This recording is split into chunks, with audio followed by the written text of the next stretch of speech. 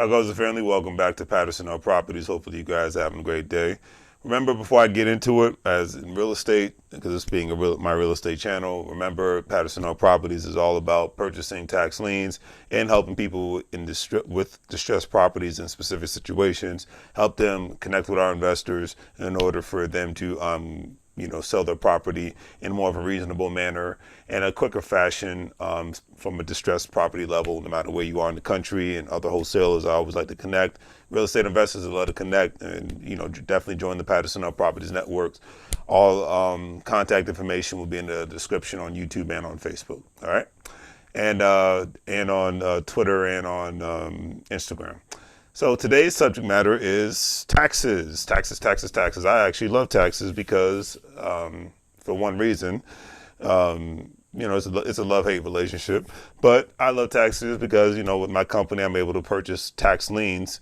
In a lot of certain situations, I'm either to get interest back on the tax liens that I actually purchase, or I actually get the properties at a discounted rate and able to sell those properties to other wholesalers or investors, things of that nature. Or sometimes I become a new landlord. So that's the beauty of tax liens for me and taxes for me. But in this situation, we're going to be going down the road of negative town. All right, now, most people realize that the cost of living in New York City has become very outrageous for working people, and more and more people are leaving the city than ever before. So like I said, if it's not New York City, it's definitely California. Everybody's moving, and they're looking at these places as the places of yesterday. The crime rate in New York has actually grown very, very significantly, as most rental prices for small apartments range from $2,500 to $3,000. Now, I'm not knocking New York City. I have family that live there. I have friends that live there. I'm just going over the facts of what's going on in New York City right now. Most working people either live in the Bronx, New Jersey, Connecticut, or other areas within the tri-state areas. For the last 15 years, New York City has had a mass exodus of people moving to the South areas like the DMV, Washington, D.C., Maryland, and Virginia area, North and South Carolina, Georgia, Florida, basically the entire South, Texas. It's a lot of people just been like, I'm done with the cold weather. I'm done with the traffic. I'm done with the high crime. I'm done with the taxes. I'm done. With today's pandemic and more people having the opportunity to work from home and not live in an overcrowded city and overpriced city, more and more consumers are becoming much more intelligent about their cost of living, spending power, etc. Also, more and more working people are aware of escaping high income tax states, and the state of New York has the second highest income tax compared to California. Now, one interesting thing is that I read the other day is the city's largest organization of landlords of rent-regulated apartments is calling on the city to freeze this year's property tax assessment, which equals to an increase since the pandemic wiped out 5% of the value of its real estate. Because that's one thing I even remember making a video about last year about the real estate in New York. The prices have actually gone down, tremendously. I mean, not down to like a Pennsylvania or Texas or, North Carolina price range, but they've gone down nonetheless. One even cares to guess that, will New York City become an empty city within the next 5 or 10 years, where the only people residing there would be the well-to-do, and that'll be that? That's a good question. But hey, like I said, I'm not knocking the city, but hey, if you'd rather be poor in one place, would you rather be in Texas or New York? That's your choice, right? But anyways, it's very interesting what's happening now. I think that it's very smart because in regards to people that are, moving to cheaper areas, because if you do not want to be, the city,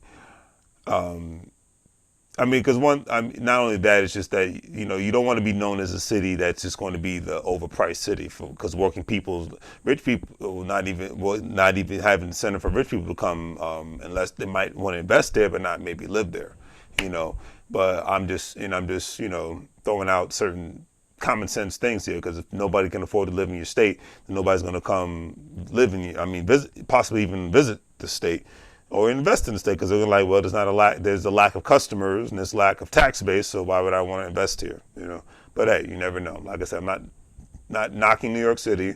I'm just stating the facts here, But hey, at the end of the day, it is what it is. I think that one thing, it would be very smart to hold off on increasing taxes, because if you do not want to be known as a city that is known as the overpriced and overtaxed city, then you may want to look into making certain cuts, just like working people are moving and making as many cuts to their consumer spending as possible.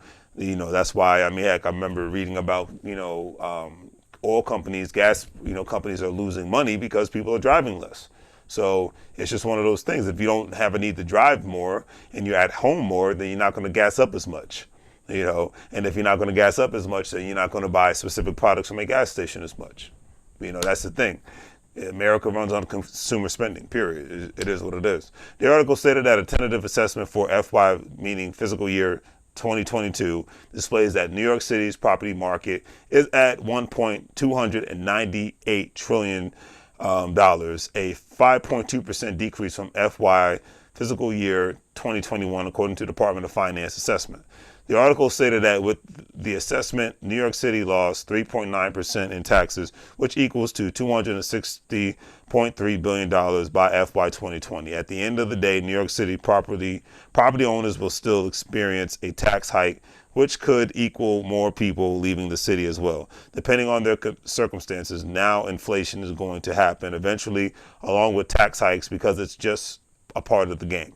We all know that landlords are struggling to hold on to their properties and struggling to even collect rents, put certain aspects of the real estate market in stagnant places, depending on the market that one is in. And then also, when you look at the commercial property aspect of New York City's real estate market, properties will see an increase in taxes as well. When it basically, at the end of the day, what it basically means for property owners in the New York City area is endless eviction moratoriums, rent freezes, no mortgage relief, and increase into property taxes and whatnot. For a lot of property owners in New York City, the incentive to remain a property owner, there may be fading away for a lot of people. You just never know. Lots of property owners in New York City are calling for a freeze on all property assessments for the next upcoming FY. What is actually interesting is that commercial properties lead in the decline in property values.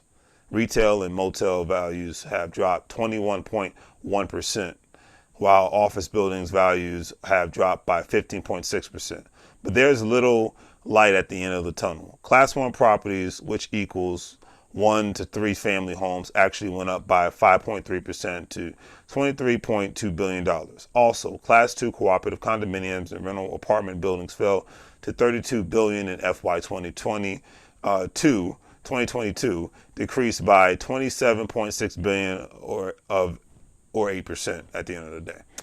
In good old Brooklyn, New York, property values actually fell by 5.2%. Billable assessments have increased by 3.2%. At the end of the day, we all know that governments need money just like corporations need money in order to function and operate, so that they can provide the necessary services that they need to do. It's understandable. The pandemic has affected the global economy on so many levels, but cities and states that are on lockdown and are deemed unaffordable will continue to lose revenue because they will lose population. That's one thing that a conversation I think most people don't have that often. States and cities are great at, the beautiful thing about the United States of America, it's all about competition. Can't speak for other countries, but I will speak about the U.S. That's why everybody loves football except me. But it's all about competition. It's like football. One team is going against the next team to try to win the game. All right, so that they can make it to the next level. So that's what you've seen within the last 10 years. Other states have actually been increased their state revenues and local county revenues and city revenues, because they've actually, places like Texas, places like Georgia, places like the Carolinas and Florida have seen an increase in population due to the fact that people from the West Coast, people from the Midwest, and people from the Northeast have started to move to those areas because of the less taxes and whatnot. In some instances, even better looking views, as far as, if you're going to compare, let's be realistic. If I had to choose between New York or Texas, even if Texas did have an income state tax, I'd rather live in Texas because it's more beautiful to live in Texas compared to New York City. Now, because I'm a palm trees and, laid back, mellow kind of guy, and, New York doesn't fit me when it comes to that. But anyways, at the end of the day, that's what it is. You have more people doing that because of affordability. You have more people, given the fact that the remote work atmosphere is here to stay. It's not going anywhere, especially in corporate America. It's actually going to save corporate America a lot of money. So people working in a tech scene, people working in financial banking, whatever have you, they're moving to cheaper states and whatnot so that they can actually, because they know that, and a lot, not just affordability, but more and more people are realizing, hey, I have to be more strategic with my finances nowadays in order for me to win. I know I can't just have a nice high paying job and that's going to be great. And that's going to be that, and I work this high paying job for 30 years and retire. That's not feasible anymore in today's world. Okay. I have to be, in a position to where I can not only save money, but I can invest money, whether it's investing in real estate, investing in stocks and bonds, investing in cryptocurrency, or being able to create my own business, whether it's home-based or brick and mortar, so that I can have more other financial opportunities and whatnot. So I'm not stagnated to just a 2 paychecks a month mentality, because that lifestyle is dying for most people. It's just a reality. All right. Now, with that being said, it's from a real estate perspective, if other states want to compete with the South, because the South is winning when it comes to population increases.